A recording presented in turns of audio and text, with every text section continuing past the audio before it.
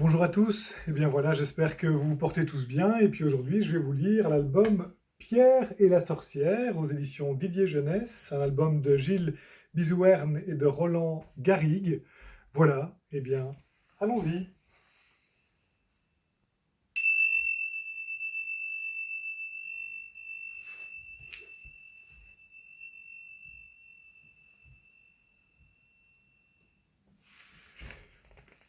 Pierre et la sorcière.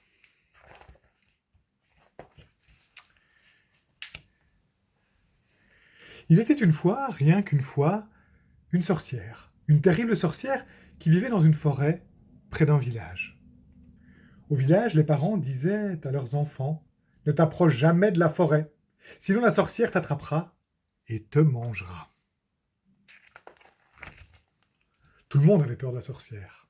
Tout le monde, sauf Pierre. Pierre était un galopin qui n'avait peur de rien. À la rivière, il attrapait des grenouilles. Dans les prés, il courait après les vaches. Il aimait se bagarrer avec les copains, pédaler sur son vélo sans les mains. Il était foufou, un vrai casse-cou. À l'orée de la forêt, il y avait un magnifique pommier. Un matin, Pierre voit les pommes brillantes. Elles sont mûres à point. Il en a trop envie. C'est plus fort que lui. Le voilà déjà qui grimpe à l'arbre, s'assied sur une branche et croque dans une pomme. Au même moment, Pierre voit une vieille femme sortir de la forêt. Elle est toute voûtée. Ses cheveux sont pleins de nœuds. Elle a un nez allongé, une bouche tordue et des doigts griffus. Pierre la reconnaît. C'est la sorcière. Tralala, tralalère, sorcière, j'ai pas peur de toi. Tralala, tralalère, sorcière, tu ne m'attraperas pas. Pour attraper Pierre, la sorcière dit d'une voix toute douce: qu'est-ce que tu me chantes là? C'est méchant de dire ça. Moi, je ne suis qu'une pauvre vieille. Comme ces pommes ont l'air savoureuses. Tu m'en donnes une? Pierre lui lance une pomme. Misère de misère, dit la sorcière. Elle est tombée par terre. Elle pose les mains sur son dos. Oh là là, j'ai trop mal au dos pour me baisser. Sois gentil, mon petit, ramasse-moi cette pomme. Pierre descend de l'arbre. Pierre se penche pour ramasser la pomme. Hop, la sorcière l'empoigne. La sorcière s'enfonce dans la forêt profonde. Elle marche, marche en ricanant. Elle marche, marche en chantant. Croquis, croquat, c'est moi la plus rusée. Croquis, croquat, je vais me régaler. Enfermé dans le sac, Pierre a peur. Il a le cœur qui bat fort. C'est tout noir. En chemin, la sorcière a envie de faire pipi. Elle pose le sac et cherche un buisson. Pierre entend les pas de la sorcière qui s'éloignent. Aussitôt, il fouille dans sa poche et attrape son petit couteau. Tout doucement, il passe une main à travers l'ouverture du sac et schlac, il coupe la ficelle. Vite, Pierre sort du sac et met à sa place une bûche, des feuilles mortes et des ronces. Il le referme et se sauve à toutes jambes. La sorcière revient et, sac sur le dos, poursuit son chemin. Bientôt, les ronces lui entrent dans la chair. Elle se tortille comme un ver. Aïe, ça pique! Maudit gamin! T'es trop maigrichon, tes os sont pointus. Aïe, ouille! Mon dos! Mes fesses! Arrivée dans sa cabane, la sorcière ouvre le sac et découvre une bûche, des feuilles mortes et des ronces. Rouge de colère, elle crache par terre. Elle crie le poing en l'air. Je l'attraperai, ce vaurien, ce morpion, ce casse-bonbon. Nom d'une plume de corbeau, j'aurai sa peau. Elle hurle tellement d'insultes que la cabane tremble du sol au plafond.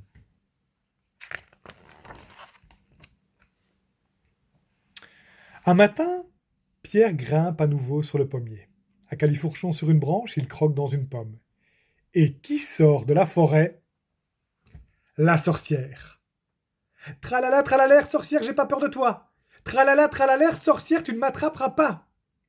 La sorcière tombe à genoux, les mains sur le ventre. Ah! Voilà 3 jours que je n'ai rien mangé, j'ai trop faim. Mon petit, descend de l'arbre et apporte-moi une pomme. Oui, c'est ça, répond Pierre. Cause toujours. Je te crois pas. Tu veux m'attraper, comme la dernière fois. Mais qu'est-ce que tu vas imaginer, mon petit? C'était juste pour jouer, je meurs de faim, je t'en supplie. Apporte-moi une pomme. Je te l'apporte, dit Pierre. Si tu n'essayes pas de m'attraper. Promis? Oui, oui. Promis. Pierre descend de l'arbre. La sorcière est rapide comme l'éclair. Hop, elle l'empoigne. Zou, le jette dans le sac et frout, ferme le sac. Je te tiens, gamin. La sorcière s'enfonce dans la forêt profonde. Elle marche, marche en ricanant, elle marche, marche en chantant. Croquis, croquas, c'est moi la plus rusée, croquis, croquas, je vais me régaler. Mais le chemin est long, la sorcière est fatiguée. Elle pose le sac au pied d'un arbre, elle s'allonge à côté et s'endort.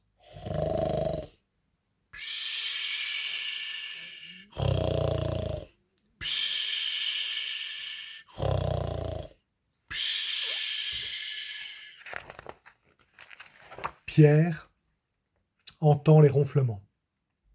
Aussitôt, il attrape son petit couteau, schlac, coupe la ficelle et sort du sac. Sans un bruit, il le remplit de cailloux, le referme et s'enfuit. La sorcière se réveille et, sec sur le dos, poursuit son chemin. Bientôt, le poids des cailloux l'épuise. Elle transpire de la tête aux pieds. Pfff, maudit gamin, tu pèses aussi lourd qu'une botte de foin. Pfff, j'ai le dos en compote à force de te porter.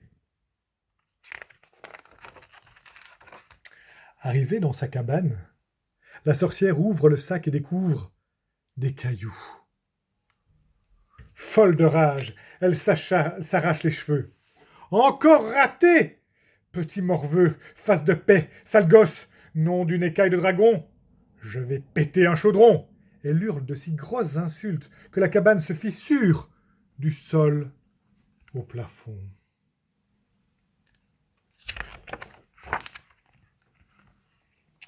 À partir de ce jour, la sorcière se cache derrière le pommier. Elle attend Pierre. Un matin, enfin, elle le voit. Méfiant, Pierre regarde à gauche. À droite, il s'approche doucement, tout doucement. Brusquement, la sorcière bondit de sa cachette et l'attrape. Hop, zou, froute! Revoilà Pierre enfermé dans le sac. Ah, dit la sorcière. Tu fais moi le malin, gamin. Cette fois-ci, je garde le sac sur moi. Tu ne m'échapperas pas. La sorcière s'enfonce dans la forêt profonde. Elle marche, marche en ricanant. Elle marche, marche en chantant. Ah, ah, ah, ah, croquis, crocas, c'est moi la plus rusée. Croquis, crocas, je vais me régaler. Dans sa cabane, la sorcière ouvre le sac et découvre Pierre. Tout excitée, elle se frotte les mains. Ce midi, je te mange bien rôti. Allez, entre dans le four. Il est déjà chaud. D'accord, dit Pierre. Mais comment je fais pour entrer dans le four? Oh, triple nouille, répond la sorcière. C'est pas croyable, les gamins d'aujourd'hui. Ils sont vraiment pas dégourdis. Je vais te montrer. Regarde-moi, tu fais comme ça. Elle s'accroupit et entre la tête dans le four. Vite, vite. Pierre lui donne un grand coup de pied au derrière. Et vlan, elle bascule dans le four. Pierre referme la porte de fer et pousse le verrou. La méchante sorcière brûle tout entière. Morte la sorcière. Ouf, bon débarras. Plus de sorcière. Vive Pierre. Au village, on entend des rires, on entend des chants. Tout le monde s'amuse. C'est un jour de fête pour petits et grands. Et Pierre? Ah, il a entendu parler d'un château fort où vit un géant qui garde un trésor. Personne n'ose s'en approcher. Vous croyez que Pierre va y aller?